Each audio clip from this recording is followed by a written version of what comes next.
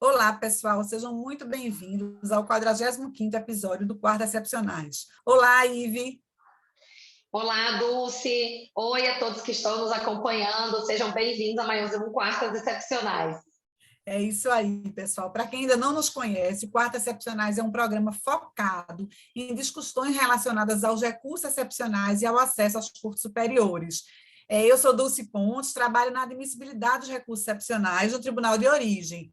E Ive é advogada militante nos tribunais superiores. De certa forma, né, a vantagem aqui do nosso programa é que nós estamos, digamos assim, em polos opostos, né, Ive? Mas, na verdade, pessoal, brincadeiras à parte, o que a gente quer aqui é debater, divergir e fomentar realmente essa discussão, uma discussão responsável sobre questões que envolvem os recursos excepcionais e o acesso aos cursos superiores. E aí, quem não se inscreveu no nosso canal, se inscreva no nosso canal e também divulguem o canal para outras pessoas, né? Bem, hoje, pessoal, a gente vai tratar aqui da rejeição, como funciona a rejeição da repercussão geral no STF. E a gente vai analisar, passar por uma recente decisão daquela corte, que foi no agravo regimental, no recurso extraordinário, no agravo número 1.385.423 do Rio de Janeiro, e da sua terra. Né? No caso, pessoal, houve uma negativa de seguimento ao recurso extraordinário pelo relator do processo. O relator do processo ele rejeitou a repercussão geral da questão posta para o caso concreto, com base no artigo 326, parágrafo 1º do Regimento Interno do STF. Esse parágrafo ele possibilita realmente a negativa de seguimento pelo relator com eficácia friso apenas para o caso concreto. Isso com base na emenda regimental 54, recente, de 1 de julho de 2020, do STF. E aí, agora, Ive, eu quero começar te perguntando o que é que você acha sobre essa possibilidade de rejeição da repercussão geral por parte do relator? Bem, Dulce, para quem me conhece, eu acho que já dá para prever mais ou menos o que eu penso sobre essa questão. Eu acho que a gente tem dois pontos relevantes aqui para tratar nessa questão tão interessante que você trouxe para a gente debater hoje. O primeiro ponto, existe abertura no texto constitucional para esse tipo de providência que tem sido adotada pelo STF? E segundo, em não havendo, o regimento interno poderia criar uma disposição nesse sentido. Eu acho que esses são os dois pontos principais. Me parece, Dulce, me parece, pessoal, e queriam saber o que lhes parece, que o texto constitucional é muito claro. O artigo 102, parágrafo 3º, diz que a repercussão geral só pode ser rejeitada por 2/3 de seus membros. Daí porque, desde 2007, existe o plenário virtual no STF. Inicialmente, né, os julgamentos virtuais começaram justamente para ajudar a escoar, a dar vazão a essa questão da definição sobre a repercussão geral de uma questão constitucional. Então, desde então, e em atenção ao texto constitucional, as decisões sobre repercussão geral para reconhecer ou negar foram tomadas pelo plenário do STF, como determina a Constituição. Então, me parece que não há espaço no texto constitucional para que a rejeição da repercussão geral seja feita de outra forma. Então, me parece que essa iniciativa do Supremo Tribunal Federal não é legítima, não encontra guarida no texto constitucional. O fato de existir uma emenda regimental, uma disposição no regimento interno do Supremo Tribunal Federal, não me parece convalidar o que o texto constitucional não autoriza. Vejam, existe uma discussão, e me parece que é uma discussão atualmente mais vazia, sobre a qualidade do regimento interno do STF. Os mais defensores de uma tese antiga, no sentido de que o regimento do STF teria força de lei, e aqueles que reconhecem que essa força de lei que foi dada ao regimento foi durante apenas um momento histórico, um momento, inclusive, que remonta à época da ditadura.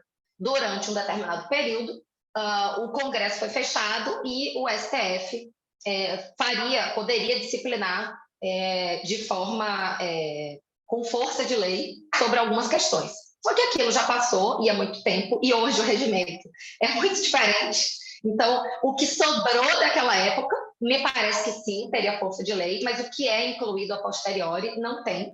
E a gente sabe que os regimentos internos eles têm uma função de disciplinar, uma função administrativa do Poder Judiciário.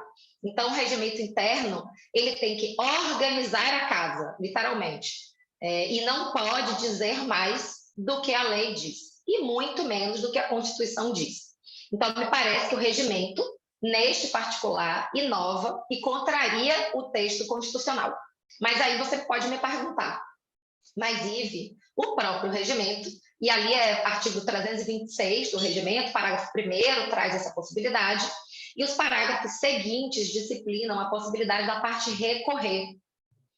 E aí vocês me perguntam, mas se a parte recorrer, e me parece um caminho natural, e isso vai parar no plenário, e o plenário vai poder convalidar ou não aquele entendimento, que só vai valer para o jurisdicionado se for convalidado por 2/3 do plenário. Me parece que o fato de ter o recurso não convalida a inconstitucionalidade. Primeiro, porque a parte pode não recorrer, então a gente vai ter uma situação, várias situações, algumas, não sei, onde haverá o afastamento da repercussão geral fora do quórum previsto pela Constituição, e me parece que essa entreetapa, né, para evitar que precise ter uma reunião plenária, como a Constituição manda ter, eu não vejo que colocar mais esse contratempo na vida do jurisdicionado, em descompasso com o que está na Constituição, é como se o recurso pudesse resolver tudo, né? Não me parece que a possibilidade de agravo interno resolve a inconstitucionalidade do parágrafo 1º do artigo 326 do regimento. Então, para mim, a questão parece muito simples, o regimento está em desalinho com a Constituição, e a questão dos efeitos, me parece, talvez esteja adivinhando, quero ouvir a Dulce na sequência, mas me parece que um argumento de defesa pró-redação do regimento interno seria justamente a questão dos efeitos. Mas eu acho importante a gente atentar para uma coisa muito relevante, uma questão muito relevante, que é toda a disciplina dos efeitos da decisão de repercussão geral ela é feita por lei infraconstitucional. Não está escrito em momento algum na Constituição que a decisão que nega a repercussão geral ela seria vinculante. Então, assim, não seria demais pensar que, desde o início, todas as decisões sobre repercussão geral poderiam estar voltadas para o caso concreto. Quem trouxe essa questão de decisão vinculante foi a lei infraconstitucional. Então, assim, a nuance que está sendo feita agora, se for monocrática para o caso concreto, se for colegiada vinculante, ela é uma nuance, no meu entender, assim, falaciosa. Por quê? A opção foi uma opção legislativa diante de um silêncio da Constituição com relação ao efeito dessa decisão, e se cria uma burla ao quórum constitucionalmente previsto para dizer que existe, na verdade, 2 tipos agora de repercussão geral. A repercussão geral vinculante e a repercussão geral do caso concreto. Então, assim, o que me parece, no final das contas, é que, independente do efeito que vai se dar a decisão da ausência de repercussão geral, a gente não poderia fugir do quórum previsto na Constituição. Então, assim, agora estão criando vários tipos de repercussão geral. A vinculante, a não vinculante, e como a não vinculante, ou aquela que vincula apenas o caso concreto, tem efeitos mais restritos, ela poderia ser dada por um quórum desqualificado, o que, no meu entender, não tem guarida constitucional. Mas, Dulce, tenho para mim que você pensa diferente e eu gostaria de te ouvir. É isso aí, Ive. Na verdade, eu entendo a sua preocupação. De fato, a Constituição Federal estabelece que essa rejeição, para recusar essa questão da repercussão geral, teria realmente que ter um quórum específico. Então, assim, eu entendo a sua preocupação, não tem como eu dizer que não é assim, a Constituição estabelece isso, mas eu tenho um olhar muito positivo. Assim, eu tenho um olhar positivo em relação a essa posição regimental do STF agora. E aí eu queria compartilhar com vocês algumas situações que já me traziam uma certa preocupação. Por exemplo, Ive, quando havia o reconhecimento da repercussão geral, era rejeitada essa repercussão geral, sem ser estabelecida em relação ao caso concreto, muitas vezes, na admissibilidade dos recursos excepcionais, na forma do artigo 1030-1 do CPC, se essa repercussão geral já tivesse sido rejeitada, e aí o artigo 1030 não fala se tem que ser num caso concreto, como é que é, se essa repercussão fosse rejeitada, seria possível que a gente negasse seguimento ao recurso extraordinário.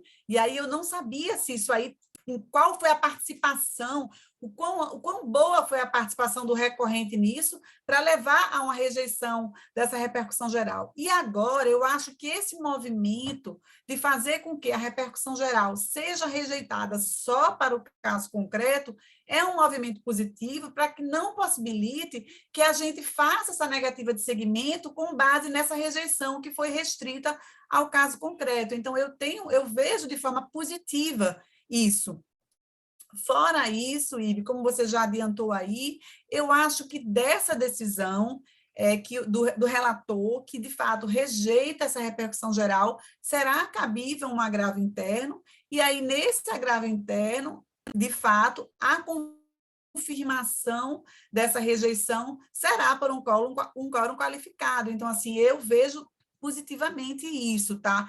E ainda acho mais, Ive, eu não sei se será assim, mas assim, tem um sentimento, tem uma impressão que talvez esse movimento do STF de fazer essa rejeição da repercussão geral limitada ao caso concreto possa ser também talvez uma luz ou um caminho, não sei se será assim, a ser trilhado também na questão da relevância. Então, de fato, talvez a relevância seja rejeitada só para aquele caso concreto, porque muitas vezes é possível que o recorrente não tenha demonstrado bem essa questão de repercussão geral. Então, isso abre portas para nova análise por parte das cortes superiores. Então, Ive, resumindo, compreendo sua preocupação, entendo a sua crítica, mas, assim, o meu olhar é bem positivo em relação a essa emenda regimental 54 do STF, bem recente, e também essa possibilidade de rejeição da repercussão geral para o caso concreto. Mas você tem mais alguma consideração a fazer? É isso que eu queria compartilhar aqui com vocês hoje. Dulce, eu vou pedir um direito de réplica. Perfeito. Veja, eu não vejo com maus olhos, ao contrário, me parece muito mais adequado a análise da existência ou não de repercussão geral com efeitos restritos ao caso concreto. Mas ainda acho que isso não poderia ser feito com quórum desqualificado. O que me parece é que a lei infraconstitucional criou um sistema de portas fechadas. E já tivemos várias oportunidades de conversar sobre isso aqui em episódios anteriores. A lei atribuiu a decisão do plenário que rejeita repercussão geral efeito vinculante e, pior, como você muito bem falou, esse efeito vinculante ele pode ser aplicado pelos tribunais ordinários ao exercer juízo de admissibilidade do recurso extraordinário e, pior de tudo, o recurso contra essa decisão é apreciado pelo próprio tribunal ordinário, sem a possibilidade de que o tribunal que criou uma tese de que determinada matéria não tem repercussão geral, não pode fazer um juízo da aplicação, no caso concreto, da tese que criou. Então, assim, hoje o cenário que nós temos, no meu entender, é de absoluta inconstitucionalidade. A lei das maldades criou um cenário de portas fechadas para o jurisdicionado nas instâncias superiores, sobretudo ainda no STF, por causa dessa questão da repercussão geral. Então, o que me parece é que a iniciativa de apreciação da repercussão geral no caso concreto me parece uma iniciativa acertada. O problema é que é tentar um acerto com um erro. É você ter uma iniciativa salutar, porque vai ser uma decisão voltada para o caso concreto, ou seja, análise daquele caso, não vai ter aquela questão de ter que extrair uma tese geral, abstrata, para derrubar todos os outros casos parecidos, porque nem tudo que é parecido é igual, nem tudo que parece ser e quem vai controlar isso, porque ninguém consegue mais controlar isso na instância extraordinária. Então, você realmente afasta todo esse problema criado pelo legislador infraconstitucional. No entanto, com o sacrifício do quórum constitucionalmente previsto. Eu acho que começa bem, porém, não podemos deixar de dizer que existe uma inconstitucionalidade aqui. Mas a iniciativa de refrear esse sistema fechado que a Lei 13.256 de 2016 fez, me parece boa, ainda que, como eu falei anteriormente, não me parece que esse seja o papel do regimento interno. A gente precisaria de alguns parágrafos, de repente, ali no 1035 do CPC, para organizar a casa nesse sentido, e de uma reforma naquele 1030 lá, que eu não me canso de criticar. Então, assim, a iniciativa, essa questão de não vincular e de não barrar outros casos, eu concordo com você. Mas discordo da forma como foi feito, acho que isso não é competência do regimento interno, e achei que rolou, no mínimo, um escorregão, para não falar uma inconstitucionalidade flagrante com relação ao desrespeito ao quórum constitucionalmente previsto. É isso aí, Ive. Eu compreendo todas as suas considerações, tá? Mas, assim, mais uma vez, eu digo que eu acho que, no final das contas, de fato, por mais que haja uma certa... O caminho não tenha sido, talvez, o mais constitucional, eu acho que vai trazer um efeito positivo, como eu falei para vocês, a questão da lei das maldades, que Ive fala da lei das maldades, né? Então, eu acho que dos termos do artigo 1030, a gente não vai mais negar segmento. Isso foi um movimento que vai fazer com que a gente não negue segmento a recursos no quais foi rejeitada a repercussão geral, e eu acho, como eu falei também, que eu acho que vai terminar isso vigorando também na questão da relevância, então eu acho que vai trazer um efeito positivo para o jurisdicionado, né? E assim, na verdade, Ive, como a gente sempre fala aqui, o quartas excepcionais é isso mesmo, né? É um olhar de um lado, então, assim, eu falo muito como quem trabalha na admissibilidade dos recursos excepcionais, e Ive fala muito como uma pessoa que milita nessa área, assim, a gente tenta aqui sempre estudar os dois lados e compartilhar com vocês visões, assim, em diferentes pontos de vista, mas é isso aí, a gente agradece muito pela participação de todos, pede que vocês continuem assistindo, comentando, mandando sugestões de assuntos que a gente pode debater, e que também divulguem o nosso canal para que a gente possa compartilhar com o maior número de pessoas as questões que são decididas por aqui. É isso aí, maravilhoso estar com você mais uma vez. Dulce, o prazer é todo meu, adorei debater essa questão com você, como sempre, a gente divergindo, mas é disso que a gente gosta. Queria agradecer ao pessoal, todo mundo que acompanha o nosso canal, a todos os professores que já passaram por aqui, que tornaram as nossas discussões ainda mais ricas. Continuem nos acompanhando. A gente, em breve, vai fazer uma nova rodada aí sobre a emenda constitucional 125, vamos conversar com mais professores. Acho que vai ser... vamos fomentar bastante aí a discussão sobre esse assunto. Isso aí, é o tema da vez, né, Ive? Mas é isso, pessoal. Até o próximo. Até o próximo episódio.